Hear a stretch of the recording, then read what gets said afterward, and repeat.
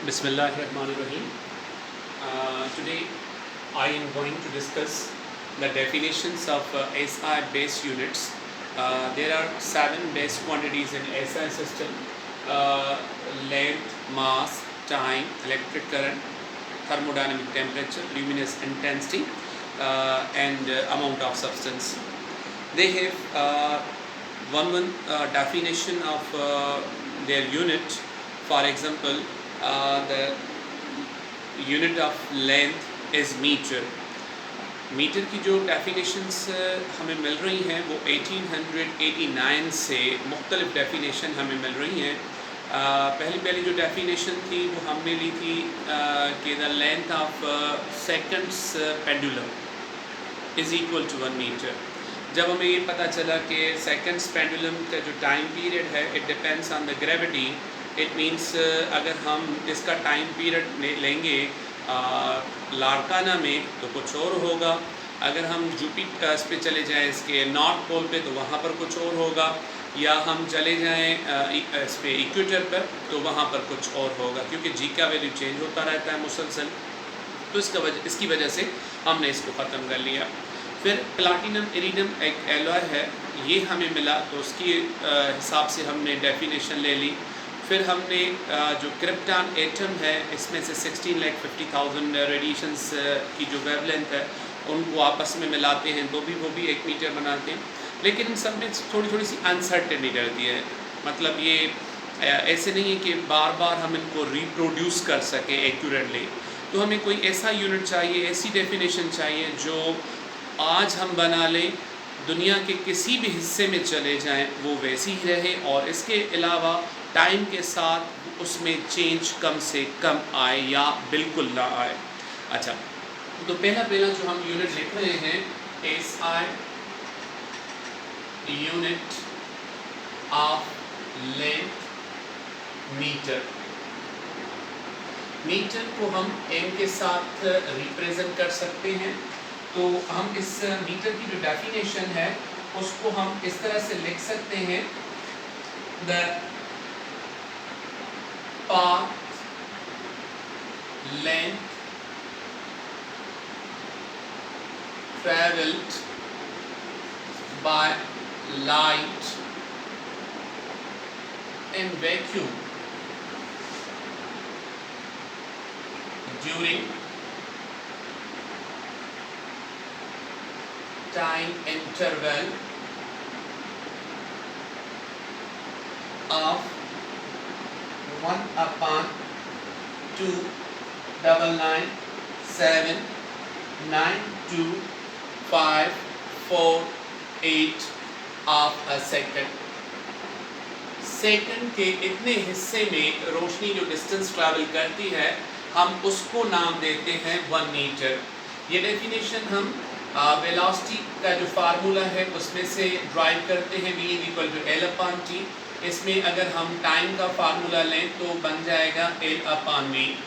v आम velocity है, लेकिन अगर स्पीड ऑफ लाइट की बात की जाए तो फिर हम उसको c के साथ रिप्रेजेंट कर सकते हैं।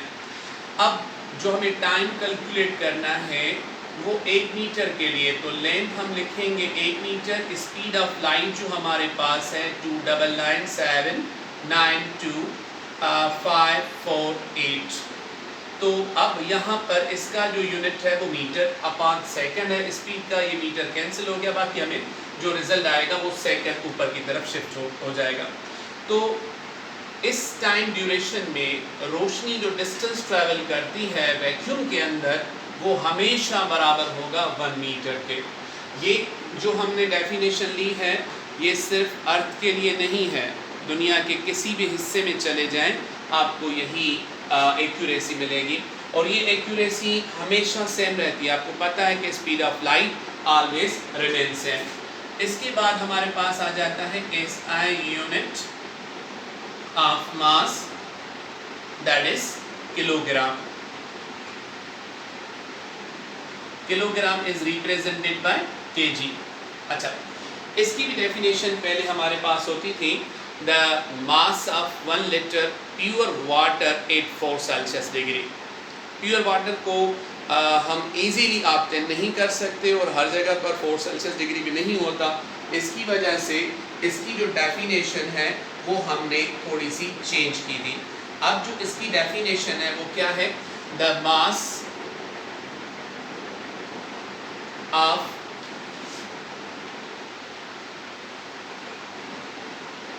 Platinum iridium cylinder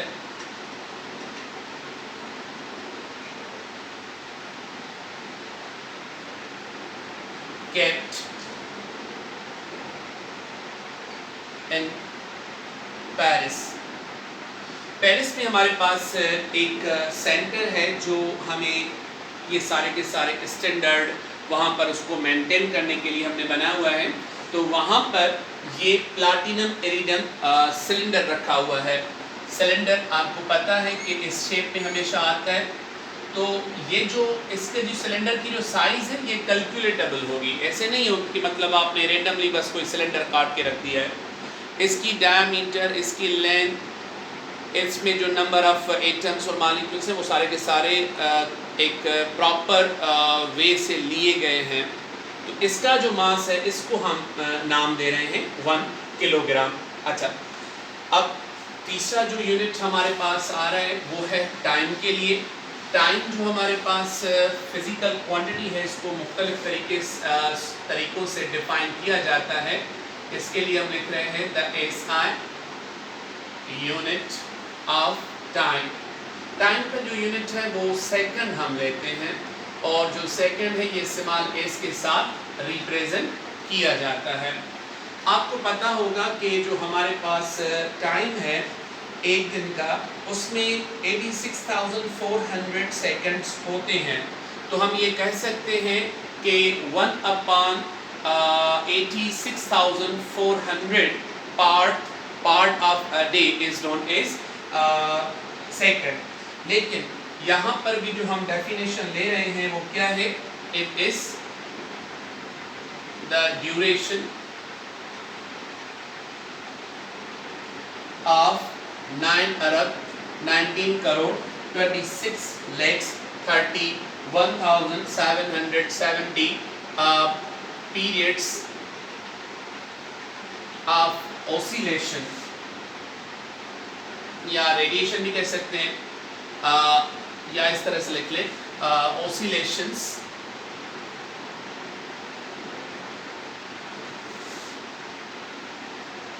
produced by cesium 133 atom between two hyperfine levels।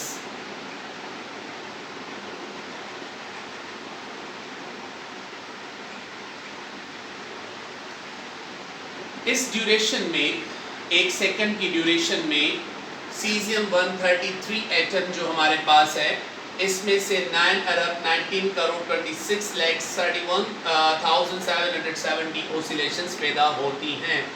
तो ये वाली जो डेफिनेशन है ये कभी भी चेंज नहीं होगी। इसकी जो सर्टेनिटी है वो आप जो है मतलब बार बार आप रिपीट करके चेक करके देख भी सकते हैं। इसमें एज कम्पेयर टू जो पहले डेफिनेशन में बताई कि 1/86,400 पार्ट ऑफ अ डे, उसके हिसाब से ये डेफिनेशन बेहतर है। अच्छा, इसके बाद हमारे पास चौथा यूनिट फार्मूला आ जाता है, क्योंकि जो फिजिकल क्वांटिटी है the SI unit of thermodynamic temperature.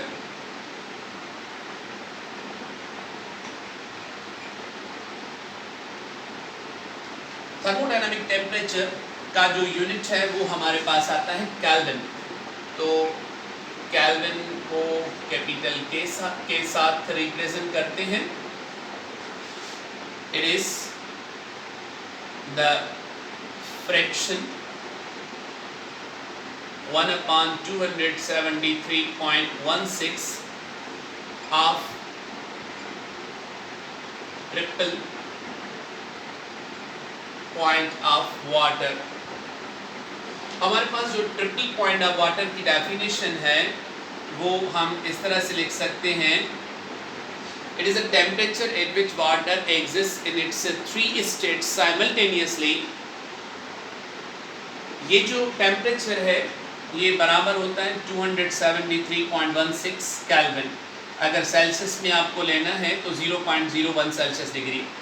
इस टेम्परेचर पर पानी अपनी तीनों सूरतों में मौजूद होता है, मतलब स्टीम, थोड़ी सी जो इसकी जो वेपर फॉर्म है वो भी होगी, स्टीम नहीं वेपर्स, और इसके अलावा हमारे पास सॉलिड फॉर्म में भी होगा और लिक्विड फॉर्म में भी होगा। तीनों फॉर्म्स में पानी मिल सकता है इस टेम्परेचर पर। इसको हम कहते हैं triple point of water.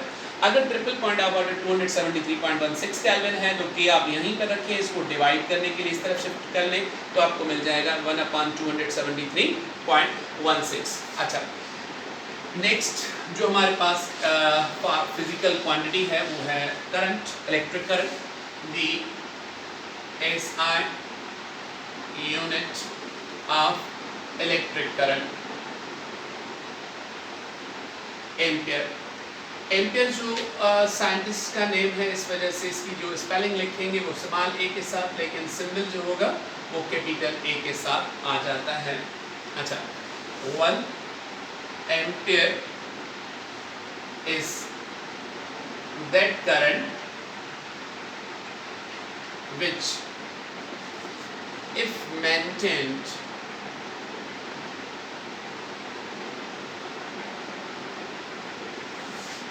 in two parallel conductors of negligible cross section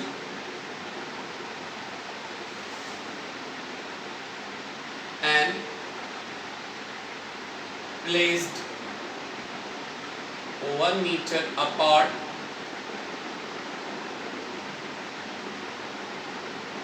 would produce the force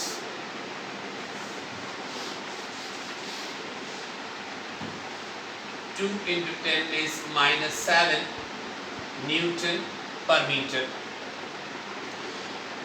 अगर हम दो कंडक्टर्स यहाँ पर कंसीडर कर रहे हैं, दोनों कंडक्टर्स के बीच में जो गैप है that is equal to 1 metre, और दोनों कंडक्टर्स में से अगर 1 एम्पियर और 1 एम्पियर यहाँ से करंट क्रॉस कर रहा है तो ये दोनों एक दूसरे के ऊपर जो फोर्स लगाएंगी वो 2 × 10⁻⁷ न्यूटन पर मीटर होगा।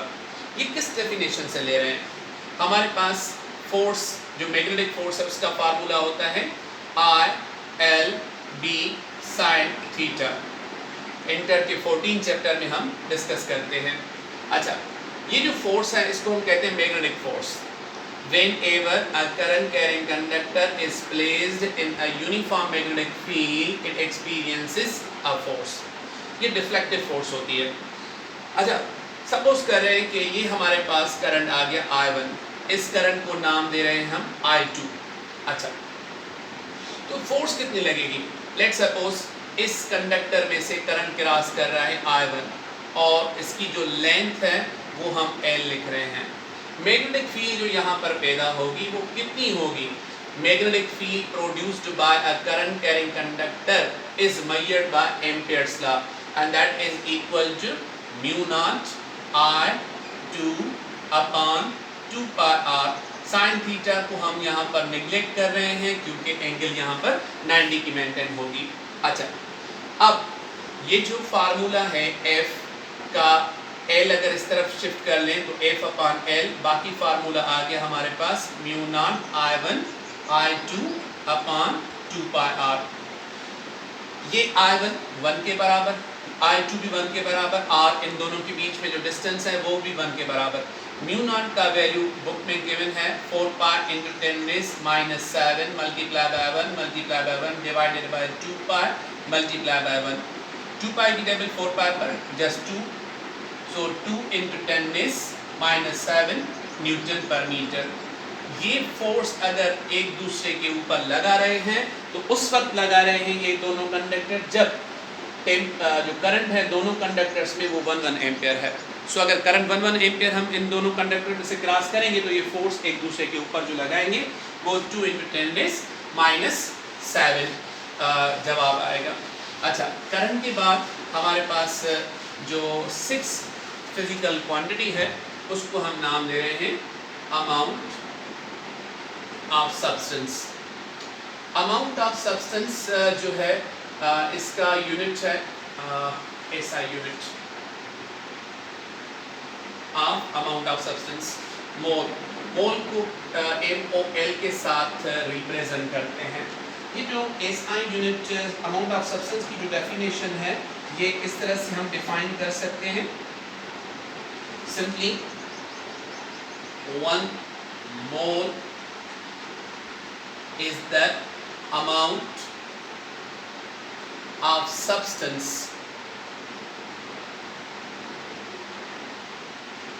of a system which contains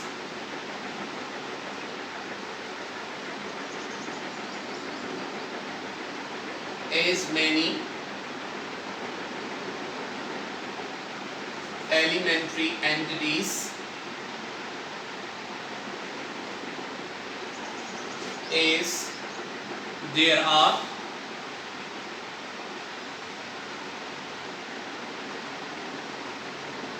in 0.01 kilogram or 12 gram of carbon C612। Carbon C612 के अगर 12 ग्राम आप ले लें तो उसमें जितने एटम्स होंगे उन एटम्स का जो नंबर आएगा उस नंबर को हम नाम दे रहे हैं अमाउंट ऑफ सब्सटेंस मोल। अच्छा, जो 1 मोल पार्टिकल होते हैं इसमें जो नंबर ऑफ एलिमेंट्स आ जाते हैं वो Na के बराबर होते हैं, तो हम इसको लिख सकते हैं 6.02 × 10⁻23 पार्टिकल पर मोल।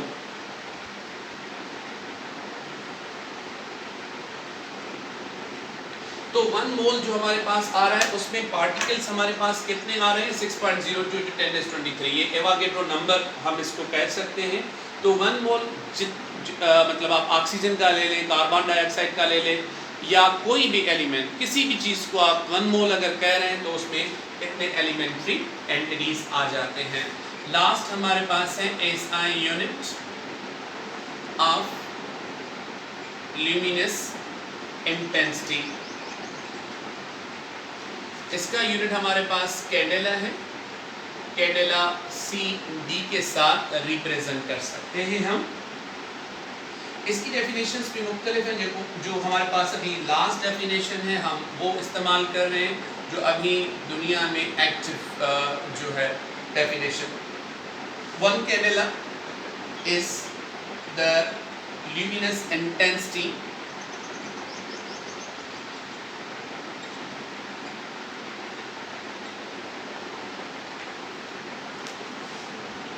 in a given direction of a source that emits monochromatic radiation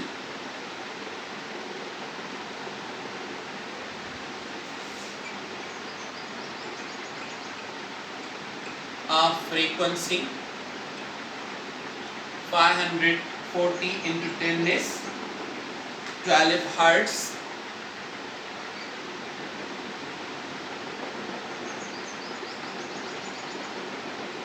with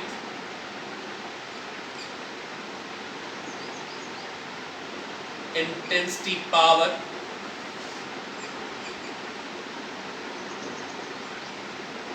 1/683 वाट पर स्टेरेडियन।